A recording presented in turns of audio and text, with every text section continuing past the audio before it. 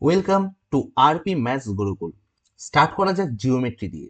আচ্ছা, জিওমেট্রি কাহাকে বলে জানো? যেটার কথা ভাবলেই তোমাদের জ্বর চলে আসে। বাট আমি প্রমিস করছি, তোমরা আমাদের সাথে থাকো, দেখবে 1 মান্থ পর তোমরা এক্সামে সার্চ করবে কোথায় গেল জিওমেট্রি কোয়েশ্চেন, এত কম আসছে কেন। আসলে জানো তো, গভর্নমেন্ট সার্ভিস পাওয়ার উপায় কি? কখনো চাইবে না যে কোয়েশ্চেন ইজি আসুক, বরং চাইবে যে কোয়েশ্চেন খুব টাফ আসুক, বাট আমি যেন পারি। তাহলে চলো শুরু করা যাক জিওমেট্রি। তোমরা দেখতেই পাচ্ছ যে এখানে কিছু চ্যাপ্টার দেওয়া আছে। ইন্ট্রোডাকশন বাদ দিয়ে চ্যাপ্টার থাকছে টোটাল 12টা। তার মানে 12টা শেখার ক্লাস, তার সাথে 12টা প্র্যাকটিস ক্লাস। দেখবে এই কটা ক্লাস অ্যাটেন্ড করো, তোমরা জিওমেট্রিতে পিএইচডি করে গেছো। তাহলে ফার্স্ট চ্যাপ্টার হলো অ্যাঙ্গেল। তো অ্যাঙ্গেল, অ্যাঙ্গেল কাকে বলে? মেইনলি অ্যাঙ্গেল কি? টু রেস বা স্ট্রেট লাইন্স। আচ্ছা, তার আগে আমি একটা কথা বলে দিই, আমি এখানে টার্মগুলো সবই ইংলিশে বলবো। ওকে, বাংলা লেখা থাকছে এখানে, কিন্তু তোমরা এবার থেকে জেনে রাখবে টার্মগুলো আমি সবসময় ইংলিশে বলবো, কারণ তোমাদের সেন্ট্রাল গভর্নমেন্টের এক্সামগুলোতে অ্যাপিয়ার করতে হবে, যেখানে হচ্ছে টার্মগুলো সব আইদার হিন্দি বা ইংলিশে থাকবে। ওকে, চলো শুরু করা যাক। তো কি দুটো স্ট্রেট লাইন বা রেস কোনো পয়েন্টে যদি ইন্টারসেক্ট করে বা মিলিত হয়, তাহলে একটা অ্যাঙ্গেল ফর্ম হয়। যেমন দেখো এখানে A B, A O R bio দুটো রে বা স্ট্রেট লাইন এই পয়েন্টে মিলিত হয়েছে। তাহলে কি হয়েছে? এই ও ভার্টেক্স, এই পয়েন্টটাকে কি বলা হবে? ভার্টেক্স ও পয়েন্টে একটা অ্যাঙ্গেল ক্রিয়েট হয়েছে, বা বলা চলে ফর্ম হয়েছে। ওকে, আচ্ছা, এই অ্যাঙ্গেলটাকে কিভাবে লিখবো?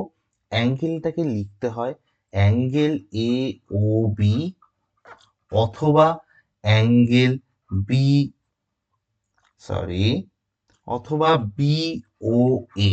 মাথায় রাখবে এই ও পয়েন্টটা মানে ভার্টেক্সটা মাঝখানে রাখবে, আর এই এ আর বি দুই ধারের থাকলেও অসুবিধা নেই। অ্যাঙ্গেলের কটা পার্ট? অ্যাঙ্গেলের দুটো পার্ট, একটা হচ্ছে আর্ম বা বাহু, আর একটা হচ্ছে ভার্টেক্স।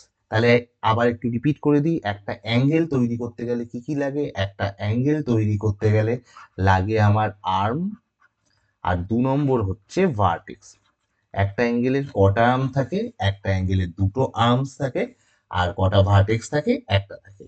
আর অ্যাঙ্গেলটা লিখে কিভাবে? অ্যাঙ্গেলের সিম্বল হচ্ছে এই রকম, ঠিক গ্রেটার দ্যান লেস দ্যান এর মতন করবে না, মানে লেস দ্যান সাইনের মতো এই রকম করবে না, জাস্ট নিচের লাইনটা প্যারালাল হবে। ওকে, আর অ্যাঙ্গেলের ডিগ্রি, অ্যাঙ্গেলের ইউনিট কি? অ্যাঙ্গেলের ইউনিট হচ্ছে ডিগ্রি। যেমন ধরো 30 ডিগ্রি, 45 ডিগ্রি, এই মাথায় একটা পাওয়ারে জিরো টাইপের লিখে নেওয়া হবে। ঠিক আছে, চলো তাহলে অ্যাঙ্গেল ক প্রকার এবার দেখা যাক। ফার্স্ট যেটা হচ্ছে সেটা হচ্ছে অ্যাঙ্গেলের সূক্ষ্মকোণ বা অ্যাকিউট অ্যাঙ্গেল। তো এখানে সূক্ষ্মকোণ লেখাটা ভুল আছে, টাইপিস্ট একটু ভুল করেছে, যাই হোক এটা তুমি অ্যাভয়েড করো এই লেখাটা। তো যদিও বাংলার লেখার টার্ম তোমাদের আর দরকার নেই, তোমরা মাথায় রাখবে কি? Acute angle. তো কাদেরকে অ্যাকিউট অ্যাঙ্গেল বলবো? যে সমস্ত অ্যাঙ্গেলের মান 90 ডিগ্রি থেকে কম হয়, তাদেরকে বলা হবে অ্যাকিউট অ্যাঙ্গেল। তার মানে 0 ডিগ্রি থেকে বড় আর 90 ডিগ্রি থেকে নিচে হলে তাদেরকে কি বলা হবে? Acute angle. নেক্সট কি? Right angle. রাইট অ্যাঙ্গেল কিরকম? এরকম স্ট্রেট লাইন, যে অ্যাঙ্গেলের মান 90 ডিগ্রি, তাহাকে বলবো আমি রাইট অ্যাঙ্গেল।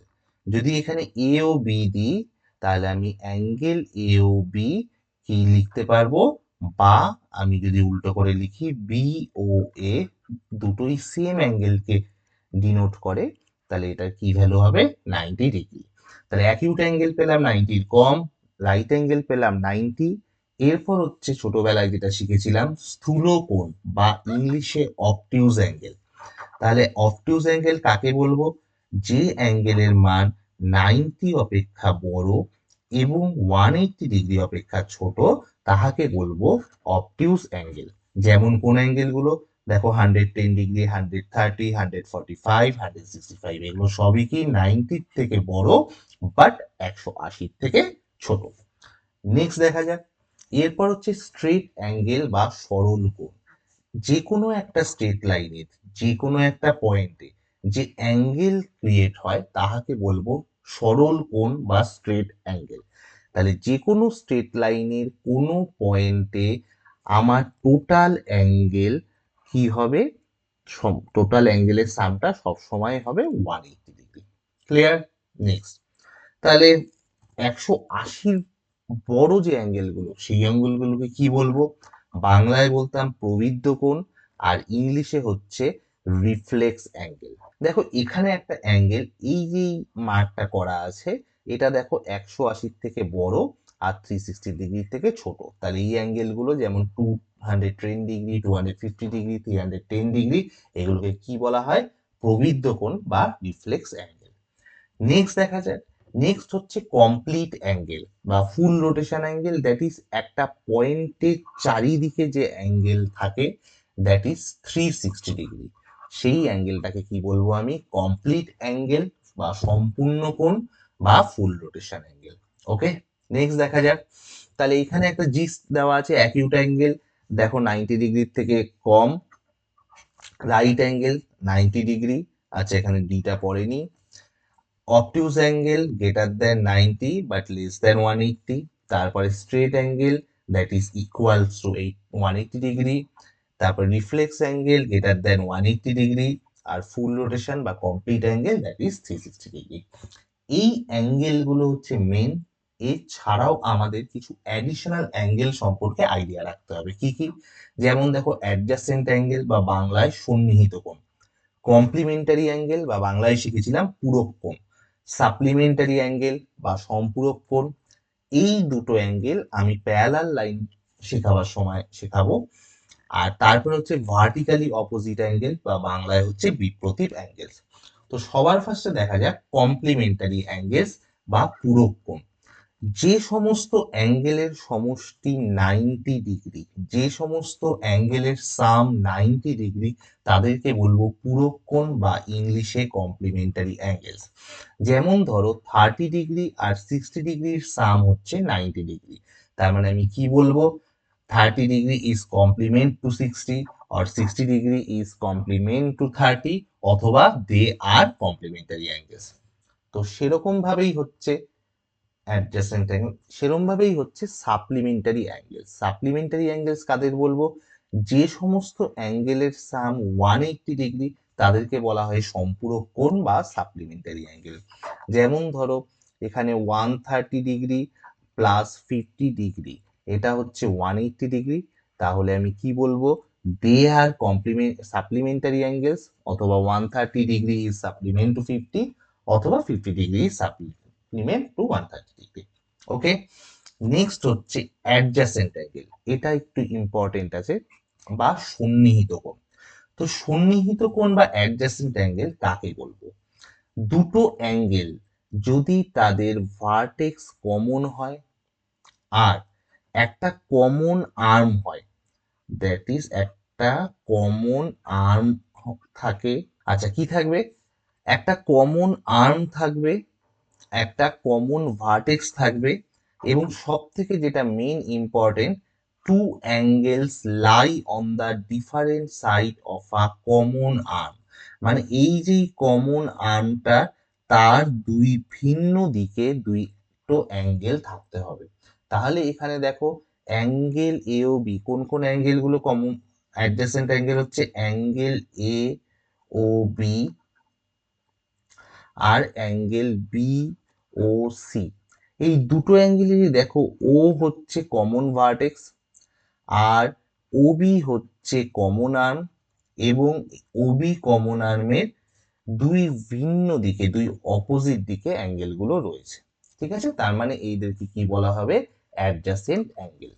চলো এবার দেখে নেওয়া যাক একখানা অ্যাঙ্গেল, সেটাকে আমি অ্যাডজাসেন্ট অ্যাঙ্গেল বলবো কি বলবো না। ধরো এই একটা অ্যাঙ্গেল রয়েছে এ এক্স বি সি। আমি তোমাকে বললাম অ্যাঙ্গেল এ এক্স সি আর angle B X C, that is A X C আর বি এক্স সি, এই দুটো কি অ্যাডজেসেন্ট অ্যাঙ্গেল? তো চেক করা যাক। দেখো দুজনেরই কমন ভার্টেক্স এক্স এক্স, দুজনেরই একটা কমন আর্ম আছে, that is X C, X C. কিন্তু দেখো এক্স সি এই যে কমন আর্মটা, তার একই দিকে দুখানা অ্যাঙ্গেল। আমাকে হতে গেলে কি হতে হবে? টু ডিফারেন্ট সাইডে। তার মানে এই অ্যাঙ্গেল দুটোকে আমি অ্যাডজাসেন্ট অ্যাঙ্গেল বলবো না। ওকে, চলো নেক্সট দেখা যাক। তাহলে এই হলো সব অ্যাঙ্গেলের ডেফিনেশন বা একটা জিস্ট। এবারে কি?